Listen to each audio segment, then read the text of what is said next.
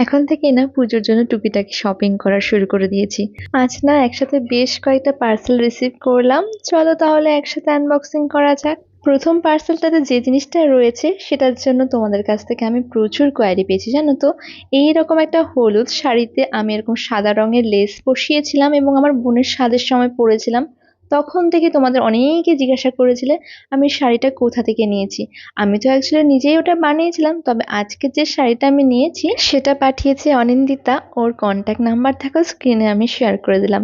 এরপরে যে হেয়ার স্ট্রেটনারটা তোমরা দেখছো, এটা পেয়েছিলাম প্রমোশনের জন্য, তবে কিন্তু বেশ ভালো। এবারে যে হ্যান্ডমেড জুয়েলারিগুলো তোমরা দেখতে পাচ্ছ, এগুলো আমি নিয়েছিলাম ইনস্টা পেজ মনের মতো এক্সক্লুসিভ থেকে। ওদেরও কন্ট্যাক্ট নাম্বার আমি শেয়ার করে দিলাম।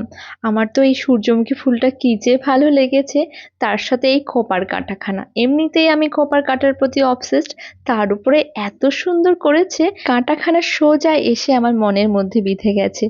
এই পেজেরও কন্ট্যাক্ট ডিটেলস তোমাদের সাথে স্ক্রিনে শেয়ার করে দিলাম। দাঁড়াও এবার এই মসলিন শাড়িটাকে একটু গায়ে গলিয়ে তোমাদেরকে দেখাই। বেশ ভালো লাগছে।